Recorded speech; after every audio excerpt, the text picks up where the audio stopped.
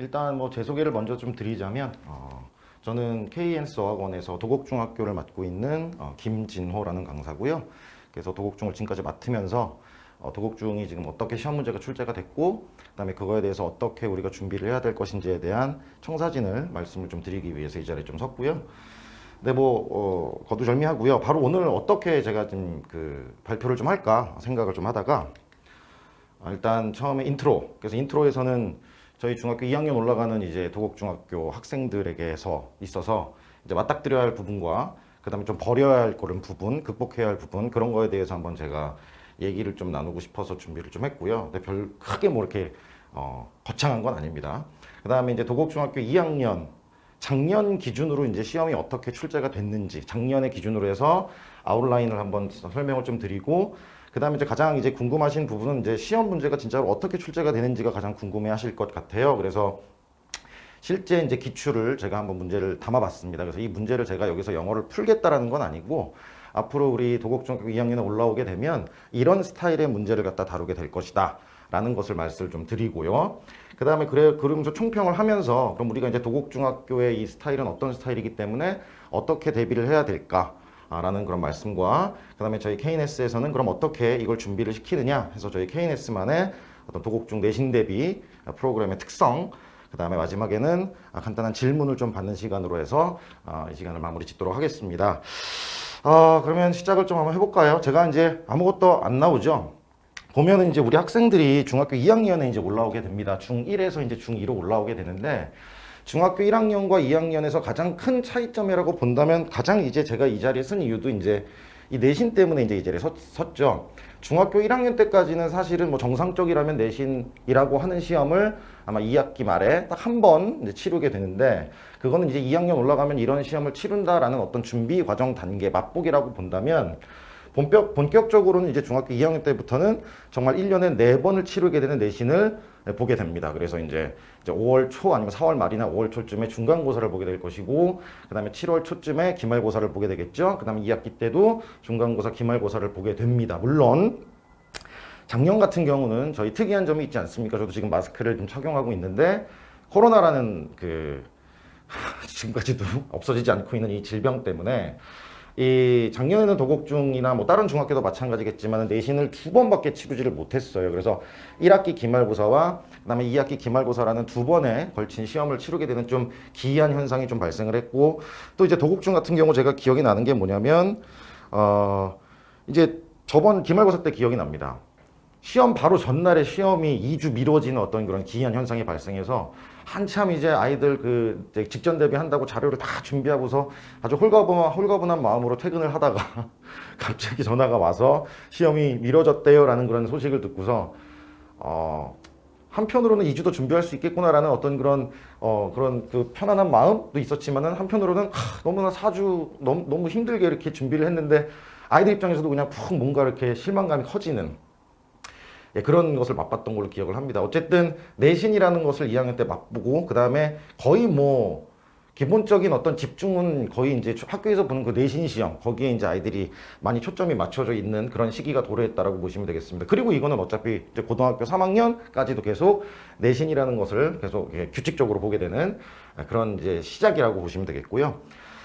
두 번째는요, 제가 두 번째 키워드는 문법이라고 제가 지금 얘기를 했습니다. 도곡중학교도 문제를 보면 사실은 이제 뭐 도곡중학교뿐만 아니라 다른 모든 학교들에서 이제 그 문제를 분석을 해보면은 독해식의 문제가 이렇게 있고, 그 다음에 문법식의 문제가 있고, 뭐 서술형 문제가 있고, 뭐 대화 지문에서의 문제가 있고, 여러 종류의 문제가 나오는데, 그 중에 가장 변별력을 요구하는, 변별력을 하기 위해서 내는 문제는 사실은 문법 문제라고 봐야 됩니다. 왜냐하면, 내신 같은 경우에는 그 내신에 나와 있는 내용, 본문의 내용, 그것은 계속 아이들이 반복하고, 그 다음에 뭐 누구 말대로 진짜 씹고 뜯고 맛보고 막 이렇게 하지 않습니까? 그렇기 때문에 내용 파악, 어떤 내용에 대한 이해, 이런 것들은 너무나 지겹도록 반복해서 하고 들어갑니다. 게다가 계속해서 암기 시험을 보기 때문에 그 내용에 대한 암기까지도 너무나 지겹도록 이렇게 보게 되는데, 근데 문법은 그렇지 않거든요. 문법은 암기해서 되는 문제가 아니라 그 문법 규칙을 갖다가 이해하고서 그걸 갖다가 다른 문장을 봐서 적용을 시키는 그런 문제이기 때문에요. 사실은 모든 학교에서도 다 거의 문법에서 변별이 생긴다라고 보시면 되겠죠. 도곡중학교도 마찬가지입니다. 좀 이따가 제가 보여드리겠지만 굉장히 많은 수의 문제가 존재하거든요. 근데도 불구하고 거기에서 아이들의 변벽을 다뤘던 문제는 바로 문법 문제라고 보시면 되고요. 다행히 뭐 서술형 문제는 없었습니다. 작년에는요. 특이한 점이 있어서 좀 이따가 제가 말씀을 드리겠지만, 그리고 중학교 2학년 때까지가 우리 학생들이 배우는 문법이 이제 고등학교 3학년까지 이제 뭐 수능 과정까지 해서 문법을 배운다고 하면 중학교 2학년 때까지 나오는 문법이 거의 80%라고 생각하시면 됩니다. 그 80%의 기본적인 문법을 다 2학년 때까지 배우고 이제 중3이 올라가게 되면 각각의 문법적인 사항들이 이제 합쳐지게 된다라고 보시면 되거든요. 그래서 중학교 2학년에서 또 역시 아이들이 가장 또 신경을 써야 될 부분은 바로 문법에 대한 완벽한 정리라고 생각을 좀 합니다. 그래서 중2 때까지는 어쨌든 문법을 꽉 잡고 가야 된다라는 걸 강조드리고 싶고, 그래서 이 두 가지가 이제 학생들이 반드시 이제 지켜내야 될 그런 부분이라면 극복해야 될 부분이 있죠. 바로 중2병입니다. 그래서 중학교 2학년 아이들 같은 경우 중학교 2학년이 되면 1학년 때까지는 아직까지는 조금 그래도 아이 같은 그런 면모가 있었다면 중학교 2학년 때부터는 아이가 좀 컸죠. 그죠? 생각하는 것도 좀 크고, 그래서 조금 삐딱한 어떤 그런 부분도 있을 수도 있고 조금 반항적인 어떤 그런 부분도 있을 수도 있어요. 그래서 그런 것들을 주변에 이제 부모님들이나 아니면은 저희 학원에서 가르치는 선생님들이나 아니면 그 주변에 있는 어떤 그런 사람들이 잘 이렇게 극복해낼 수 있도록 도와주는 역할을 또 저희가 해야 된다고 생각을 좀 하는데, 요걸 얼마나 빨리 극복을 하느냐가 관건이 될 것 같습니다. 제일 무섭다라는 병이죠, 중2병이요. 자, 그다음. 네, 뭐 현대 문명과의 전쟁이라는 뭐 거창한 이름을 했지만 그냥 말 그대로 핸드폰입니다. 뭐 저도 뭐 핸드폰, 뭐 스마트폰을 손에서 거의 못 놓고 있는 그런 그 사람인데, 아이들 입장에서도 마찬가지죠. 특히 이제 우리 도곡중은 남자아이들이 있고 또 여자아이들이 있는데, 이제 요거는 좀 남자아이들의 조금 약간 국한된 얘기일 수도 있어요. 물론 뭐 여학생도 뭐 안 그리라는 법은 없지만 거의 뭐 게임에 미쳐서 사는 아이들이 너무나 많아요. 그래서 거의 뭐 핸드폰으로 게임을 하고 있거나 아니면 집에서 이제 컴퓨터로 게임을 하고 있거나 그런 게임에 빠져가지고 공부를 등한시하는 일이 발생한다면, 비록 뭐 중2 때만 그러겠습니까? 그 학생은 계속 그렇게 중3, 고등학생 올라갈 때까지도 그 게임에 빠져서 사는 경우가 많기 때문에, 특히 이러한 이 여러 가지 뭐 매체나 이러한 그 핸드폰이나 이런 것과의 관계를 얼마나 빨리 또 끊고, 그래서 뭐 완벽하게 끊을 수는 없지 않겠습니까? 그래서 얼마나 잘 절제를 하면서 생활을 할 수 있느냐, 학습에 좀 더 집중을 할 수 있느냐가 바로 중학교 2학년을 어떻게 보내느냐에 있어서 가장 걸림돌이 되지 않겠나라는 생각이 들어서 제가 요거를 한번 인트로에 한번 담아봤습니다. 그래서 중학교 2학년 때 내신, 그 다음에 문법 꽉 잡아야 된다, 그 다음에 중2병과 그 다음에 이 게임의 여러 가지 매체의 어떤 그런 유혹 이걸로부터 얼마나 빨리 벗어나느냐, 이게 이제 관건이라고 보시면 될 것 같아요. 그래서 이것도 마찬가지 주변에서 어머님들이나 아니면 저희가 많이 좀 도움이 필요한 그런 부분이 아닐까라는 생각이 듭니다. 네, 이렇게 해서 이제 중학교 2학년의 특성을 한번 좀 알아봤는데, 그럼 이제는 본격적으로 도곡중학교의 시험에 대한 얘기를 한번 해보도록 하겠습니다. 일단 도곡중이 작년에 시험을 2번밖에 안 봤습니다. 1학기 기말고사와 그 다음에 2학기 기말고사를 봤는데요. 그 전년도랑 잠깐 비교를 한다면 그 전년도가 2019년도죠. 그 전년도에는 당연히 코로나가 없었던 시기였기 때문에 정상적으로 4번의 시험을 다 봤고요. 1학기 때 2번, 그죠? 중간고사, 그 다음에 기말고사, 그 다음에 2학기 때 중간고사, 그 다음에 기말고사를 이렇게 봤는데, 도곡중학교는 일단 기본적으로는 쉬운 학교가 아니라 어려운 학교입니다. 아까 원장님께서 말씀하셨듯이 인재도 좀 많고, 시험 문제도 굉장히 까탈스러운 어떤 그런 학교입니다, 전통적으로. 중간고사, 기말고사는 이제 객관식 한 25문제에다가 서술형 한 5문제, 6문제 정도가 이렇게 섞여서 나오는 아주 이제 정상적인 어떤 그런 그 시험 패턴을 보였습니다. 그래서 이때는 뭐 객관식과 그 다음에 서술형이 이렇게 도합해서 나온 그런 70대 30 정도로 이렇게 나왔었던 그런 시험이었다면, 2학기 때는 중간고사 때는 서술형만 시험을 냈고요. 기말고사 때는 객관식만 시험을 냈습니다. 그래서 서술형 10문제 그렇게 시험을 냈었고 굉장히 어려웠었던 거죠. 그다음에 객관식 같은 경우는 이제 객관식 시험이 되다 보면 문항수가 굉장히 많아지고 그다음 페이지 수가 굉장히 많아지죠. 객관식만 나온다고 쉬운 시험은 또 아니거든요.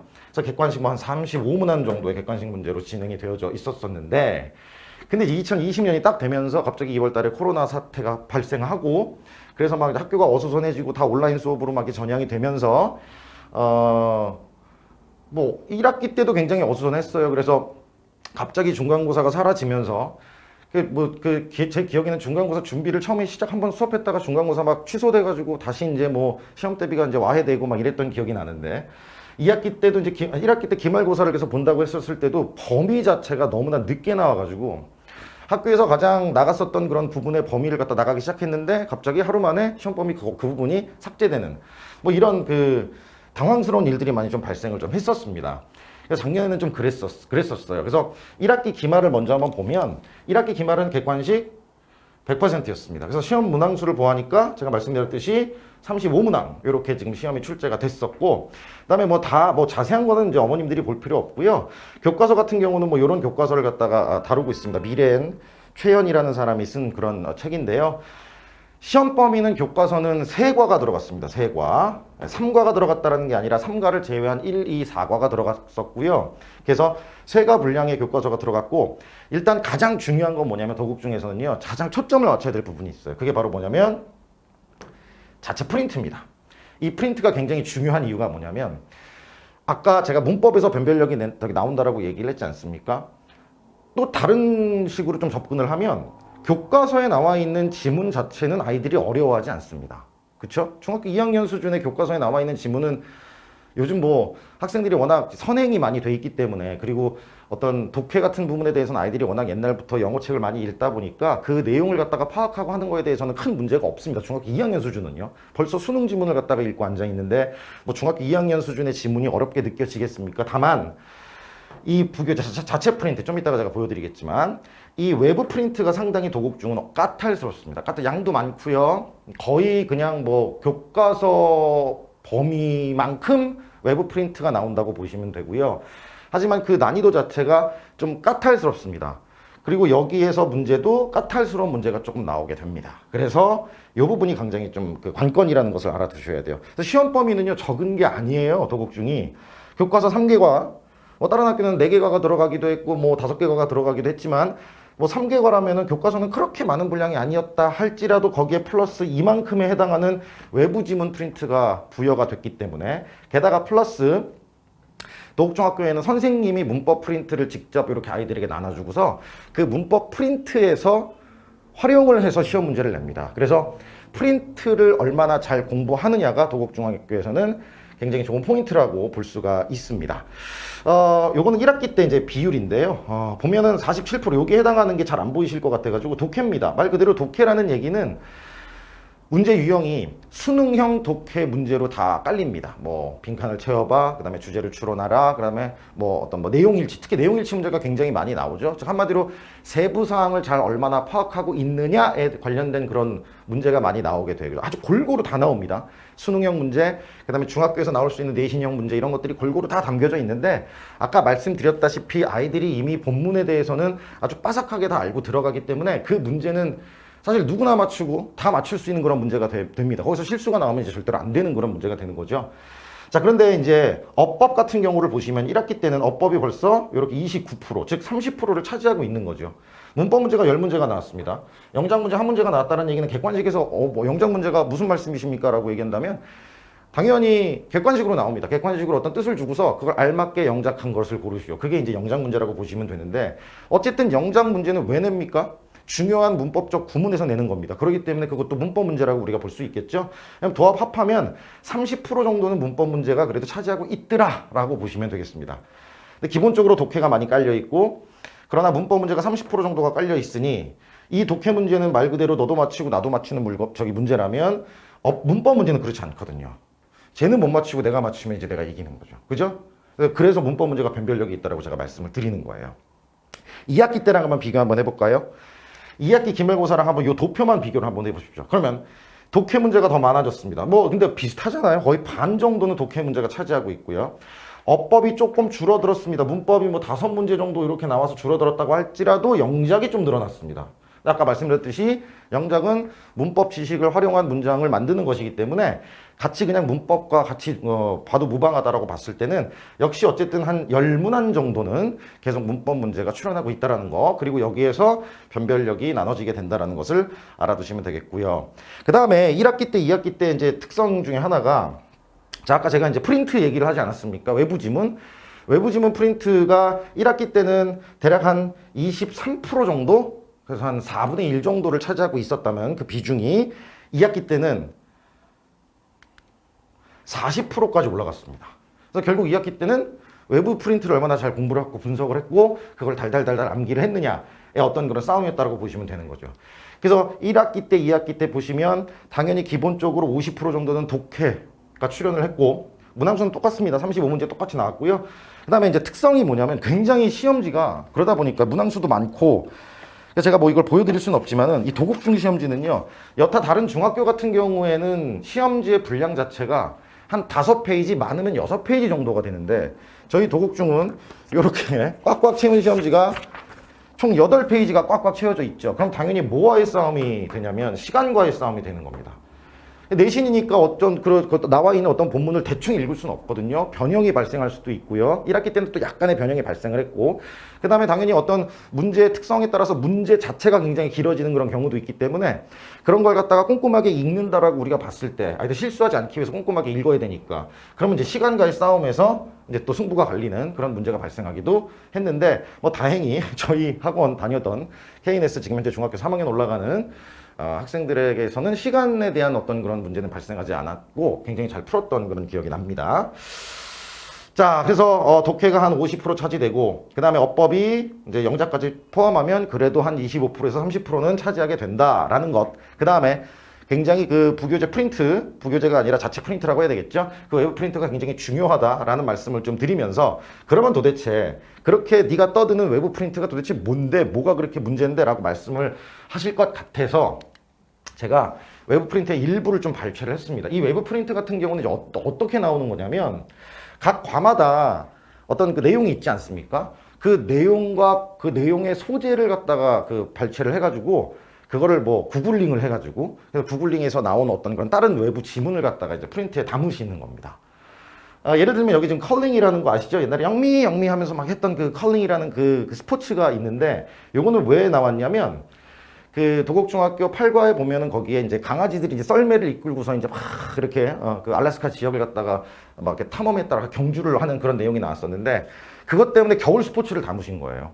그래서 뭐 컬링, 그 다음에 뭐 삽을 타고 가는 썰매, 그래서 뭐 그런 것들 또는 뭐 북극곰 헤엄치는 거 이런 것들을 담아서 소재 공통적인 소재라고 하기도 좀 그렇죠, 그죠? 예, 그래서 어떤 그 겨울 스포츠를 갖다가 막 담아놨는데 뭐 그런 그 포인트가 중요하다라기보다는 외부 지문에 남아있는 지문을 한번 보세요. 중학교 2학년들이 다뤄야 할 지문이 3번 문장만 봐도 엄청나게 길죠. 이게 뭐 포인트도 제가 한 10포인트로 이제 써놓은 것 같고 제가 이제 해석을 다 달아줬는데 보면은 굉장히 문장도 복잡하고 문장의 호흡이 굉장히 긴 이런 문장들을 아이들이 이제 맞닥뜨리게 되는 거죠. 그러면 기본적으로 아이들은 겁이 납니다.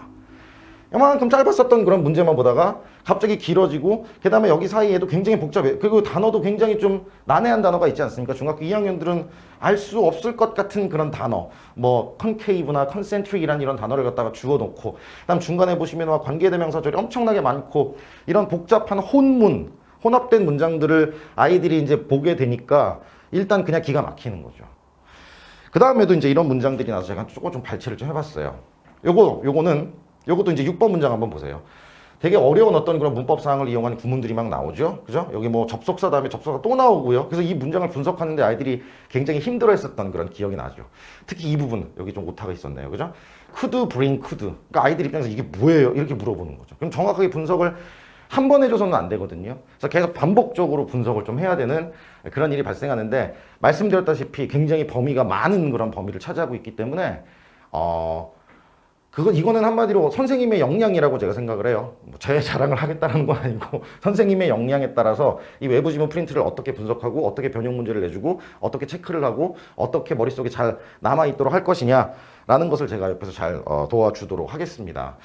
자, 그 다음 보시면 또 12번 문장 한번 보세요. 되게 길죠, 어머님들. 그죠? 요거는 이제 그 교과서에 음식에 대한 얘기가 나왔었어요. 그래서 뭐 탕평채? 뭐 제 기억에는 그지? 그런 음식, 그 한국에 대한 음식이 나왔었는데요. 그 음식이 나왔다고 해서 막 이제 뭐 일본의 스시나 아니면 다른 나라의 요리 이런 것들에 대한 걸 또 담아 두셨더라고요. 근데 12번 문장 같은 거 보면은 또 엄청나게 길고 엄청나게 복잡한 그런 문장이 나왔으니 이런 것들을 얼마나 아이들에게 잘 분석하고 쉽게 아이들에게 설명을 해주냐라는 것이 하나의 저희가 해야 할 일이 아닌가 생각을 좀 합니다. 그래서 외부 지문 이제 몇 가지 좀 이제 뭐 모든 지문이 다 모든 문장이 다 그렇다라는 건 아니지만 외부 그리고 되게 길어요. 그 내용 자체도 굉장히 길기 때문에 아이들 입장에서는 되게 가장 힘들어했었던 그런 부분이 됩니다. 자, 그래서 이제 요 도곡 중에 어떤 그런 그 시험 내신의 어떤 그런 전반적인 특성에 대해서 말씀을 드렸으면, 지금은 이제 각각의 기출 문제를 보시면서 한번 말씀을 좀 나눠보죠. 일단 작년에 도곡중학교 1학년 기말고사 문제를 먼저 제가 좀 담아왔는데, 다 담은 건 아닙니다, 어머님들. 특성이 있는 문제만 제가 설명을 좀 해드릴게요. 그때 선생님이 굉장히 창의적인 문제가 나올 것이다. 참고적으로 1학기 때는 시험이 조금 쉬웠습니다. 옛날 도곡중과 도곡중의 그 명성에 어울리지 않게 코로나 때문에 선생님들이 그렇게 말씀을 하셨어요. 코로나 때문에 이제 학생들이 학교에서 이제 현장 수업을 못 듣고, 이제 그 또 초반에는 굉장히 좀 이렇게 많이 어수선해가지고 뭐 온라인 수업이 막 이렇게 매끄럽게 진행이 되지도 못했었던 그런 상황이었기 때문에 선생님들 자체가 시험 문제를 어렵게 내지를 못하셨어요. 그렇게 얘기도 했고요. 그래서 시험 문제가 뚜껑을 까보니까 어쨌든 그렇게 어렵게 나오진 않았었어요. 근데 선생님께서 무슨 창의적인 문제가 나온다면서 굉장히 애들한테 겁을 또 주신 그런 기억이 나는데, 근데 그 창의적인 문제가 정말 창의적이었던 거죠. 이 문제는 아무리 영어의 달인이 와도 풀 수가 없는 그런 문제였습니다. 어떤 거였냐면 Which is the best answer based on 도곡 미들스쿨? 즉 도곡 중학교를 근거로 해서 가장 최고의 답은 무엇이냐? 질문 자체가 식당 어디 있게, 이 질문이었거든요. 그러니까 이거는 제가 도곡중에 가서 식당이 어디에 위치해 있는지를 알아야지만 풀 수 있는 그런 문제, 아주 창의적인, 범위와 전혀 관련 없는, 조금 아이들을 농락하는 그런 문제가 아니었나라는 생각이 좀 드는데, 이런 문제도 가끔씩 나와요. 또 제가 여기서는 다루진 않았지만 중간에 또 무슨 또 뭐 BTS 무슨 음악 종류의 음악을 좋아하니 난 BTS를 좋아해. 그래서 그게 틀린 답이 되는 그런 문제도 있었던 걸로 기억을 합니다. 그래서 이 문제는 그냥 제가 선생님께서 창의적으로 내신다라고 해가지고 이런 문제가 갑작스럽게 나올 수도 있다라는 것을 제가 말씀을 드리려고 담아놨고, 자, 이제 제가 아까 말씀드렸듯이 결국은 어법 문제 또는 문법 문제에서 이제 그 변별력이 생성이 된다라고 제가 말씀을 드렸으니까 듣기 지문을 이용했습니다. 듣기 지문을 이용해서 이게 교과서 그 본문 앞에 보시면은 이제 여러 가지 뭐 listen and speak나 아니면 그런 것들에서 듣기 지문이 나오는데, 그 듣기 지문에서 그렇게 어법 문제를 냅니다. 이렇게 바르게 영작된 걸 고르시오잖아요. 바르게 영작됐다는 얘기는 문법식으로 맞았느냐 틀렸느냐를 갖다가 판단을 하라는 얘기입니다. 그래서 저희 학생이 풀었던 이런 문제인데요. 잘 풀었죠, 그죠? 다 설명이 됐던 그런 부분에서 이 학생은 각각의 그 어법적 포인트를 잘 찝어냈습니다. 근데 중요한 건 이런 문제가 과연 중학교에서 요구하는 그 각 과의 주요 어법, 문법 포인트, 즉 그래머 포인트라고 우리가 보통 얘기를 하는데, 그런 곳에서 나온 거냐? 아니라는 겁니다. 무슨 말씀이시냐면요. 원래 이제 보통 이렇습니다. 중학교 교과서하고 고등학교 교과서가 있지 않습니까? 그다음 고등학교로 쓸게요. 자, 각각의 교과서마다 각 과마다 요구하는 어떤 문법 포인트가 있습니다. 예를 들어서 뭐 1과다. 그럼 1과에는 뭐 접속사 that.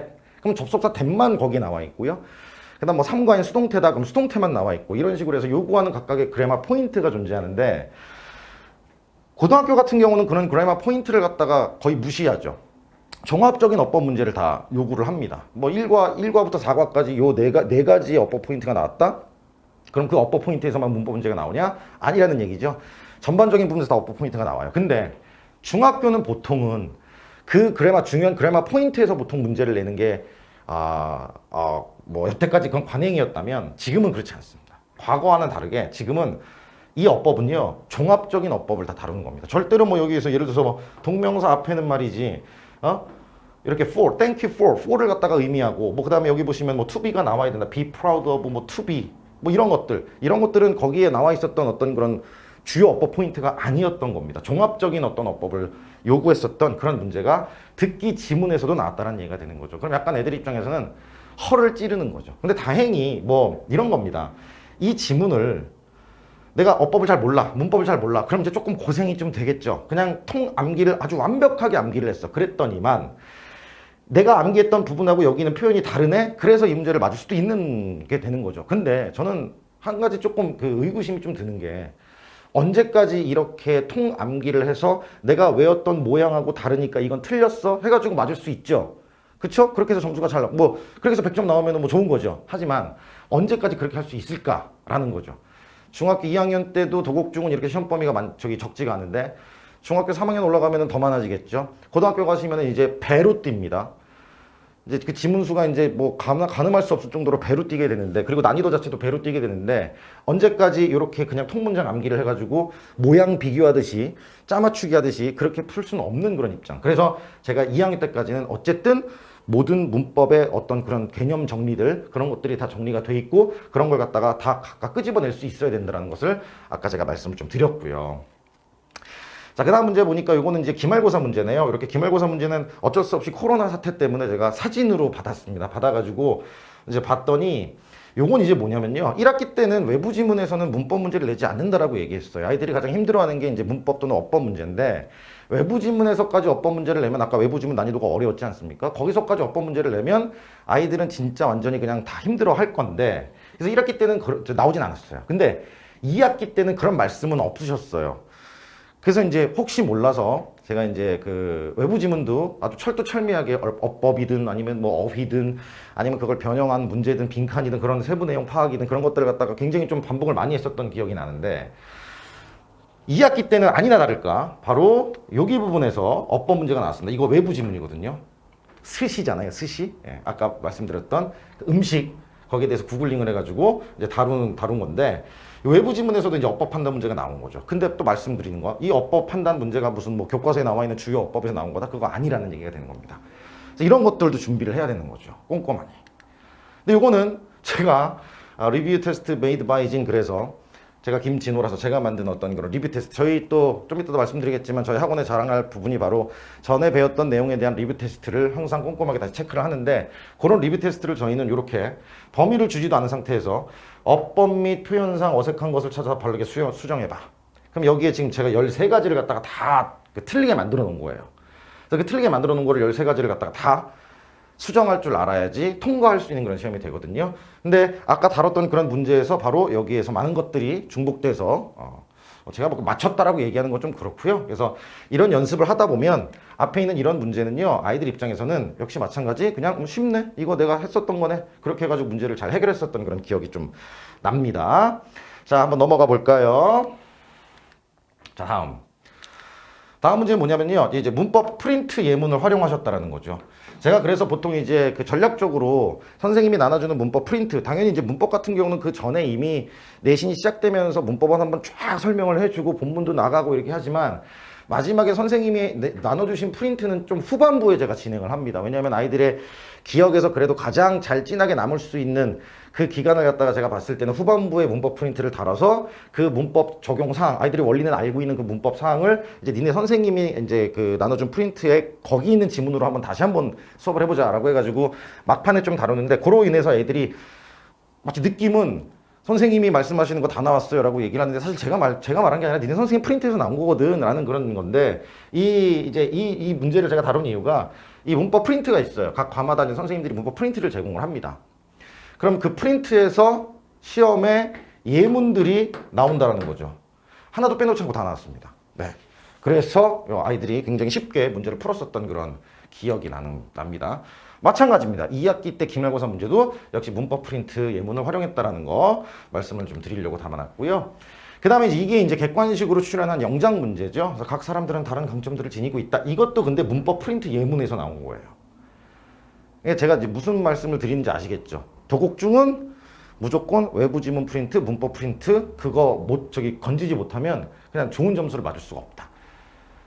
교과서에 나와 있는 내용에 대한 문제들은 다 맞추는 문제인데, 이런 것들을 못 맞추게 되면은 큰일 난다는 얘기가 되는 겁니다. 그래서 그거 제가 문제를 좀 담아놨고요. 그 다음에 마찬가지 객관식으로 영장 문제 출연한 2학기 기말고사 문제입니다. 이건 본문에 나와 있는 거거든요. 그래서 본문에 나와 있는 이 부분들을 알맞게 영작한 것을 고르시오라는 그런 얘기가 되는 건데, 마찬가지입니다. 어차피 뭐 본문이든 아니면 웹 프린트든 KNS 다니는 아이들 입장에서는 머릿속에 이미 다 완벽하게 입력이 돼 있는 상태였기 때문에 이 문제를 내가 굳이 영작처럼 만드는 능력이 없다 할지라도 그래도 맞출 수는 있는 그런 문제라는 거 말씀 좀 드리고요. 자, 그 다음에 이것도 마찬가지입니다. 요거는 이제 뭐냐면 주요 문법이 아닌 그 외적인 부분에서 이제 어법의 그 점검 문제를 낸다라는 거죠. 주요 문법이 접속사 while 아니었고, 그 다음에 뭐 형용사 부사를 갖다 고르는 문제도 아니었고, 서프라이징도 마찬가지 서프라이징 쓸래, 서프라이징리 쓸래, 형용사 부사 고르는 그런 문제 아니었고 막 그랬는데, 이런 데서 이제 아이들에게 쓰임이 올바른 것을 고르시오라는 문제를 냈다라는 것이죠. 근데 이것도 마찬가지로 제가 아까 연습시켰듯이 이렇게 제가 만든, 이번에는 제가 줄을 좀 범위를 둬서 문장에다가 어법의 틀린 부분을 찾아 수정을 해라 라는 그런 문제에서 이제 많은 부분이 되게 비슷하게 나왔었던 거. 뭐 different이 나오시죠, 그죠? 여기 differently, 그죠? 그 다음에 여기 surprising, 이거 똑같죠, 그죠? 이런 것들 아이들이 고칠 수만 있다면 내신에 나왔던 문제가 어머 선생님이 냈던 문제랑 너무나 똑같습니다 라고 말할 수 있는 그런 문제가 되겠죠. 자, 그럼 다음 문제. 요것도 이제 아까 제가 얘기했던 창의적인 황당한 문제, 제가 아까 말씀을 좀 드렸죠. 이게 보면은 이 질문에 답으로 될 수 없는 걸 고르시오라고 얘기했단 말이죠. 그다음에 너 어떤 음악 좋아해? 나 BTS 좋아해. BTS가 음악이야? 뭐 이런 얘기가 되는 거 아니겠습니까? 그래서 이것도 1학기 때 아마도 코로나 때문에 그랬었던 것 같아요. 코로나 때문에 조금 아이들 좀 시험 문제를 좀 쉽게 내기 위해서 창의성을 빌미로 해서 이런 문제를 내고, 근데 그것도 3점짜리나 됐습니다. 그죠? 문제가 되게 많은데 문제가 35문제였는데요. 이 3점 배점이라는 얘기는 문제 유형이 굉장히 컸다라는 그런 얘기가 되는 거죠. 그래서 이것도 갑자기 뒤통수를 치는 문제로 나올 수 있다는 거 알아두시면 되겠습니다. 자, 이것도 뭐 크게 제가 냈던 그런 문제 유형과 굉장히 비슷하다. 근데 또 이런 것들도 있었어요. 굉장히 아이들 뒤통수 치는 문제가 뭐였냐면, 이제 여기 보시면 뭐 have plus pp라는 그런 부분인데, 사실은 이 pp, 즉 과거 분사형을 동사의 3단 변형에서 배우지 않습니까? 근데 그때 그거는 보통 초등학교 6학년 아니면 중학교 1학년에서 이미 끝내고서 올라오는 그런 부분인데 거기에서 문제를 내셨다는 겁니다. 그래서 아이들은 뭐 현재 완료 그러면 보통 뭐 용법을 막 이제 구분을 하는 문제, 아니면 현재 완료가 쓰일 수 없는 시제적인 부분에서 접근을 막 하고 그렇게 해서 막 공부를 했는데 결국은 보니까 PP형을 잘못 쓴 거. 좀 이따가 또 문제가 나오거든요. 그런 문제가 나오고, 그 다음에 이것도 이제 문장을 다 주고 나서 역시 마찬가지로 주요 문법이 아닌 상태에서의 어떤 그런 문제가 나왔다라는 그런 문제. 그래서 제가 이게 담아놨거든요. 요것도 보니까 외부 지문이었습니다. 그래서 외부 지문 문제에서 이렇게 어법 문제가 나왔다는 거 말씀을 좀 드리고요. 마찬가지 제가 이렇게 담아놨던 거 여기에서 똑같은 문제 유형이 나왔습니다. 그래서 항상 저희는 이런 식으로 아이들을 갖다 가르치기 때문에 어떤 어법 문제가 나온다 할지라도 아이들이 충분히 대비가 돼 있다는 것을 제가 말씀을 드리고 싶어서 이 문제를 좀 담았고, 그 다음에 2학기 기말고사 마찬가지, 이번에는 아이들이 가장 싫어하는 옳은 문장의 개수, 이런 문제도 나올 수 있다는 거. 근데 요거는 이제 교과서에서 나왔었던 문제이기 때문에 아이들이 교과서에 나와 있는 어떤 어법이나 이런 것들은 크게 어려워하지 않고 다 암기가 돼 있기 때문에 고르는데 큰 문제는 없었다라는 거. 그것도 말씀을 드리고. 근데 결국은 제가 이런 말씀을 계속 드리는 이유는 이런 문제에서 변별이 생긴다라는 것을 말씀드리려고 담아놨습니다. 자, 넘어가 볼까요? 그리고 아이들이 가장 힘들어하는 문제. 그래서 that과 쓰임이 같은 것. 근데 여기서는 왜 힘들었느냐? 여기 있는 지문들은 교과서에 나와 있는 지문이 아니라는 거죠. 아이들이 처음 보는 지문을 가지고서 이렇게 that, 요 that이 과연 쓰임이 같은 걸 고르시오. 그래서 문법이 잘 정리가 돼 있다면 어렵지 않을 수 있는 문제이기도 하지만 그렇지 않다면 아이들 굉장히 힘들어하는 그런 문제가 되는 겁니다. 왜냐면 대세 용법이 너무나 많잖아요. 그래서 뭐 요거는 뭐 간단하게 아이들에게 명사 보이고 이게 명사 있으니까 정답은 5번이다 뭐 이런 식으로 해서 이제 그 수많은 문제를 계속 반복을 하면서 아이들을 교육을 시켰더니 아이들이 이 문제를 틀리지 않고 잘 풀었었는데, 그렇지 않았었더라면 이 문제 역시 아이들에게는 쉽지 않은 그런 문제가 되는 거죠. that이라는 놈에 대해서 종합적으로 네가 얼마나 알고 있느냐를 판단하는 문제이기 때문에 이거는 예문은 쉬웠지만은 이런 문제가 나오면 고등학생들도 나름 어려워하는 그런 문제가 되겠습니다. 요게 이제 아이들이 허를 찌른 문제, 아까 말씀드렸죠. 요걸 잘못 쓴 거예요. 그러니까 아이들이 엄청 고민했어요. 이 친구도 보면은 이제 그러면은 이건 시제적으로 이제 들어간 거다. 이제 현재 완료에 대한 내용이 나왔는데, 그래 선생님이 설명하셨어. in 2018 그러면 이거는 과거하고 써야 돼. 그래서 현재 완료 못 쓰여. 해가지고 뭐 이렇게 고민을 하다가 결국 얘는 4번을 골랐다가 결국 1번으로 다시 올라갔는데, 아니 너무 고민을 많이 한 흔적이죠. 근데 1번 딱 보니까 PP형이 D가 하나 더 들어가야 되는 거거든요. 그러니까 철자의 오류를 만들어 놓고서 그 다음에 이걸 갖다가 골라라 라는 그런 문제가 나왔습니다. 이거는 이제 틀린 건데 고민을 한 거예요. 결국 4번을 갖다가 골랐네요. 그죠? 네, 맞은 거를. 자, 기출문제였고요. 난 관계대명사의 쓰임 어색한 거, 요거는 이제 마찬가지 내가 요렇게 담아놓은 이유는 역시 프린트에 있는 예문을 갖다가 활용해서 문제를 만드셨다라는 거. 그래서 다시 한번 프린트의 그 중요성을 제가 강조를 좀 해드리겠습니다. 마찬가지 그렇지 않은 문제는 외부에서 나온 어떤 그런 그 외의 지문을 갖다가 이용했기 때문에 거기서 아이들이 이 문법적 요소를 잘 판단할 수 있느냐, 기본기를 많이 좀 요구했었던 그런 문제가 되는 겁니다. 네, 이제 기출문제는 다 보여드렸고요. 그 다음에 제가 지금 이걸 왜 담아놨냐면, 아까 말씀드렸듯이 굉장히 그 시험지가 굉장히 페이지 수가 많습니다. 보시면은 마치 고등학교 시험지 같죠? 이렇게 한 그 페이지에 반이 다 이렇게 요 외부 지문이었습니다, 어머님들. 그리고 그래서 반이 이렇게 다 지문으로 실린 다음에 거기에 대한 해당되는 문제가 쭉 나오고 있다는 거. 이게 1학기 기말이었고요. 2학기 때도 마찬가지입니다. 2학기 때도 이런 식으로 지문이 여기까지 지문이 나와 있고 거기에 대한 문제가 막 나와 있다라는 거. 그리고 마찬가지 어법 문제가 있고요. 그 다음에 여기서도 문법적으로 옳은 거, 교과서의 어떤 주요 문법과는 전혀 관련이 없는 그런 문제가 나왔다는 거. 잘 안 보이셔도 요거는 그냥 제가 약간 겁을 드리기 위해서 시간을 잘 관리를 해야 된다. 만약에 이런 식으로 객관식만 문제가 나온다면 시간을 잘 관리를 해야 될 부분이 필요하다라는 말씀을 좀 드리려고 이걸 담아놨습니다. 그래서 아까 말씀드렸듯이 8페이지까지 시험지가 있습니다. 다른 학교에 비해서 한두 페이지, 한 장에서 한 장 이상은 더 시험인 문제가 많이 출제가 됐다는 것을 말씀을 드리겠습니다. 자, 그래서 뭐 문제를 제가 특성 있는 문제를 좀 보여드렸고, 총론을 때리자면 도곡중의 내신의 특성은 일단 문항수는 많았습니다. 왜냐면 서술형이 안 나왔으니까요. 모든 문제가 객관식이었고 난이도는 중간고사 때는 좀 평이했다라고 하지만 기말고사 때는 까다로워졌다. 근데 이제 관건이 뭐냐면 그럼 과연 올해는 어떻게 될 것이냐? 작년을 따라갈 것이냐, 재작년으로 회귀할 것이냐라는 거잖아요. 사실 작년으로 그대로 그 난이도를 따라간다면 그렇게 어렵지는 않은 그런 시험이 되겠지만 2019년도를 따라간다면 다시 도곡중은 말 그대로 굉장히 어려운 그런 시험이 된다는 거죠. 근데 저희는 그럼 어떻게 준비를 해야 되겠습니까? 저는 2019년도를 기준으로 준비를 해야 될 거라고 생각을 합니다. 다시 옛날로 회귀할 거라는 예상을 가지고서 항상 최악의 상황을 예상을 하고 그렇게 준비를 시키도록 할 겁니다. 그다음에 추가 독해 프린트 뭐 범위가 많은 편이었고, 그다음에 지문의 난이도가 굉장히 어려웠다. 뭐 어휘뿐만 아니라 그 추가 프린트에 나와 있는 지문의 문장의 호흡 굉장히 길었다라는 거. 고등학교에서나 나올 법한 그러한 호흡의 문장이 나왔다라는 것을 말씀을 드리고요. 그래서 이게 굉장히 중요하다라는 것을 다시 한번 강조를 합니다. 그다음에 학교에서 배부한 문법 프린트의 지문에서 굉장히 문법 문제가 출제가 많이 됐다. 그래서 학교 문법 프린트, 결국은 프린트 이제 지겨우시죠, 그죠? 제가 자꾸 프린트를 강조하니까. 다음 범위와 전혀 관련 없는 창의적인 문제, 아까 제가 한 도어 문제 보여드렸잖아요. 언제 나올지 모르는 그런 문제. 그 다음 주요 문법뿐만 아니라 전반적인 문법 지식을 요구하는 문제가 출제가 되었기 때문에 이게 변별력입니다. 아시겠죠, 여러분들? 요거하고 그 다음에 요게 변별력이라고 보시면 되는 거죠. 즉 문법, 종합적인 문법 지식을 얼마나 네가 많이 갖고 있느냐. 그 다음에 추가적인 독해 프린트에 대해서 내용 파악 및 거기서도 어법이 나오니까 거기서의 어떤 어법 사항들을 네가 얼마나 잘 정리하고 있느냐 라는 그런 부분에서 변별력이 생길 수 있다는 거. 그 다음에 시간이 부족할 가능성이 굉장히 많죠. 잘 준비가 되어 있지 않은 이상은 당황하겠죠. 시험지 그 양만 보도 굉장히 당황할 거라는 것을 말씀을 좀 드리겠습니다.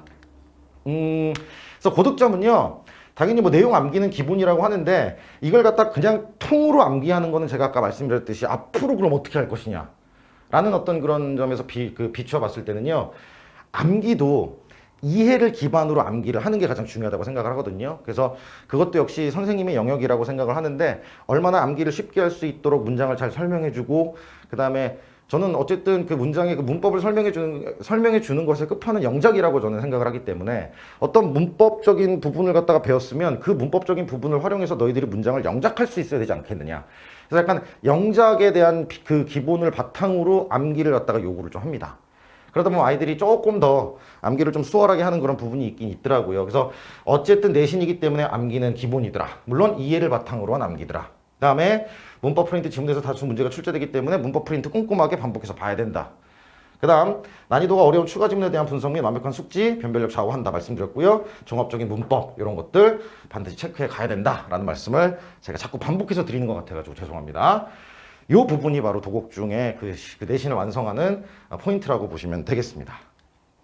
자, 그러면 KNS에서 그럼 너희들은 뭐 하냐? 라는 그런 이제 그 궁금증을 좀 말씀을 드리면, 저희 뭐 이거 내신은 뭐 하나의 자료입니다. 처음에 이제 그 내신 시작할 때 이제 이런 필수 자료를 선생님들이 각각 만드셔서 요기과에서는 요게 이제 주된 포인트고, 그 다음에 내가 수업 시간에 이렇게 활용을 할 거야 라는 그런 프린트를 가지고서 아이들과 진행을 하고요. 그 다음에 요거는 제가 그 프린트 있지 않습니까? 그 프린트에 빈칸을 막 때려놓고서 야, 이거 빨리 빈칸 채워봐 라고 이렇게 얘기를 하는 그런 문제 만든다라는 거 보여드리려고 준비를 했습니다. 그 다음에 이거는 선택형도 제가 막 만들어서 줍니다. 여기 이제 어법 포인트죠. 모든 부분을 거의 다 다루는 거죠. 어디에서 나올지 모르니까. 그래서 약간 좀 아이들이 좀 어려울 수도 있을 만한 어떤 그런 문제를 제가 좀 냅니다. 그다음에 요거는 아까 보여드렸듯이 리뷰 테스트, 저희 학원의 자랑이죠. 리뷰 테스트 이런 부분, 뭐 범위를 줄 때도 있고 범위를 안 줄 때도 있고, 거기에서 너희들이 어법 및 표현상 어색한 것을 찾아서 알맞게 수정을 해라 라는 그런 문제뿐만이 아니라 내신에 나올 수 있는 여러 가지 그런 문제들을 갖다가 이렇게 다루게 되는 그런 리뷰 테스트를 만들어서 아이들을 체킹을 계속 지속적으로 하고 있습니다. 그다음에 이거는 이제 듣기 지문 같은 경우에는 사실 통암기가 그렇게 필요하진 않거든요. 그래서 주된 어떤 그런 내용을 갖다가 이렇게 빈칸 채울 수 있으면 이 정도로 충분히 그 내신을 갖다가 극복할 수 있다라는 부분에서 이렇게 저희가 자료를 주고 있고, 그다음에 요거는 이제 저희 그 학원에서 또 얘기하는 그 오답 노트입니다. 그래서 오답 노트, 특히 문법 같은 경우에는 네가 왜 틀렸는지 다시 한번 이렇게 써보는 게 굉장히 중요하기 때문에 그 문제 몇 번에 어법 포인트, 그 다음에 문제 답은 뭐고 근거는 뭐였을까, 이 근거가 제일 중요하죠. 아이들이 근거를 알아야지 그게 답이라는 것을 이해를 할 수 있기 때문에 이런 것도 활용을 한다라는 거 말씀을 드리고, 이제 이게 뭐냐면 요거는 저희가 이제 그 내신 때마다 주말에, 그러니까 평일반 같은 경우 평일에 오고 나면 이제 주말에 아이들을 좀 부릅니다. 불러서 모의고사를 실시를 합니다. 마치 실전을 갖다가 계속 방불케 하는 그런 모의고사를 실시해서 모의고사 와서 본 다음에 바로 그 자리에서 채점이 가능하거든요. 그래서 그 자리에서 채점을 하고 틀린 문제를 그 자리에서 이제 선생님한테 피드백을 받고 가는 시간을 저희가 꼭 주말마다 갖곤 합니다. 그래서 이게 시작이 되면은 보통 그 주부터 시작하면 한 4회 정도 모의고사까지 이제 나올 수 있거든요. 그래서 아이들이 실전을 방불케 하는 그런 테스트를 주말마다 와서 이제 보게 되는 거죠. 보고 나서 그 다음에 이제 요 보세요, 여기 용법이 다른 것, 아까 나왔던 그런 문제 유형하고 아주 비슷한 그런 문제 유형이잖아요. 그래서 이런 것들을 풀고 틀리면은 바로 선생님한테 찾아와서 선생님이 피드백 해주고 이런 시간을 저희가 또 갖고 있다라는 거 말씀을 좀 드리겠습니다. 네, 요렇게 해서 제가 준비한 내용에 대한 어떤 그런 그 설명은 다 좀 해드렸습니다.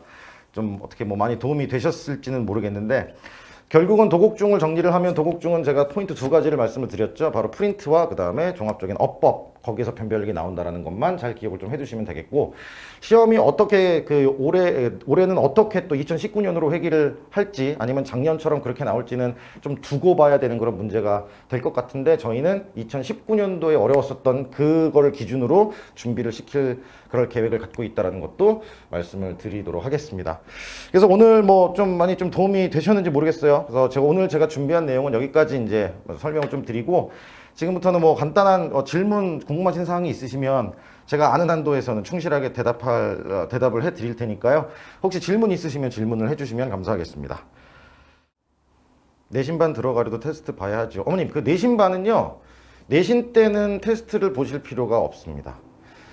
그럴 필요까지는 없고요. 내신 때는 들어오셨다가 이제 그 학생이 내신을 하는 거를 보고서 그다음 정규반으로 들어갈 때 테스트를 이제 보시면 되고요. 왜냐면 어차피 내신반 같은 경우는 레벨별로 나눠져 있는 게 아니기 때문에, 그래서 내신반일 때는 테스트를 굳이 보지 않고 들어오셔도 됩니다. 그 다음에 도곡중 어법 수준이 성문 종합 영어 수준인지요? 그럴 일은 없습니다. 성문 종합 영어까지 나오지는 않고요.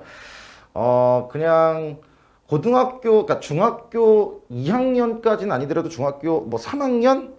3학년 정도까지 되는 어법 수준은 그래도 알고 있어야 되지 않겠나라는 생각이 좀 듭니다. 이제 문제 유형 자체가 이제 고등학교식으로 나온다는 얘기고, 원어민 회화 수업 내용도 출제 범위인가요? 있었습니다. 그 출제 범위에 있었는데 작년에는 내지는 않았어요. 그 표현들이 좀 있어가지고 그 표현들도 저희가 이제 준비를 하고서 막 이제 하려고 했는데 학교에서 그 부분은 나오지 않겠다라고 해가지고, 근데 2019년도에는 나왔었으니까 이제 나올 수도 있겠죠. 그 다음에 선생님, 결국 중등 영어는 어느 학교든 프린트와 교과서 어법인 거죠. 이거는 제가 볼 때는요, 중등 영어뿐만 아니라 고등 영어에서도 프린트 같은 게 굉장히 중요하고요. 이거는 뭐 비단 뭐 중등 영어는 당연히 프린트하고 교과서 어법이 가장 큰 포인트라고 보시면 되겠습니다. 맞는 말씀이시고요. 3학년 3,800제 수준으로 봐야 할까요? 그러니까 어법 수준 말씀하시는 거죠? 네, 그 정도로 보시면 될 것 같아요. 3학년 3,800제를 충분히 다 할 수 있다. 3,800제 굉장히 노가다 책 아닙니까? 그죠? 그래서 그 정도 수준으로 한다면 괜찮을 것 같아요. 내신 기간 이전에 문법 정리를 빠르게 하고 싶다면 그래마존 기본 수준으로 하면 될까요? 사실 뭐 이게 책에 대해서 뭐 어떤 책이 장점이 있고 어떤 책이 단점이 있고라고 말씀드리기는 좀 그렇지만은, 네, 뭐 중학교 2학년을 기준으로 했을 때는 그래마존 기본 수준으로 문법 정리를 좀 더 해주면 좋습니다. 왜냐하면 어차피 문법 정리라는 것은 내가 얼마나 문법 책을 갖다가 기본 개념서를 갖다가 몇 번을 반복했느냐가 관건이기 때문에 뭐 제가 옛날에 어떤 들은 바에 의하면은 그래도 한 8번, 9번은 반복을 해야지 문법이 정리가 된다라고 얘기를 하는데 그걸 갖다가 좀 어떻게 한 3, 4번 만에 이렇게 좀 정복을 할 수 있다면 그것만큼 또 좋을 건 없지 않겠습니까? 좋습니다. 네, 감사드리고요. 네, 그러면 더 질문이 없으신 것 같으니까요. 여기서 그럼 제가 오늘 도곡중 마무리를 짓도록 하겠습니다. 장시간 고생들 많으셨고요. 건강들 조심하시기 바라겠습니다. 자, 감사합니다.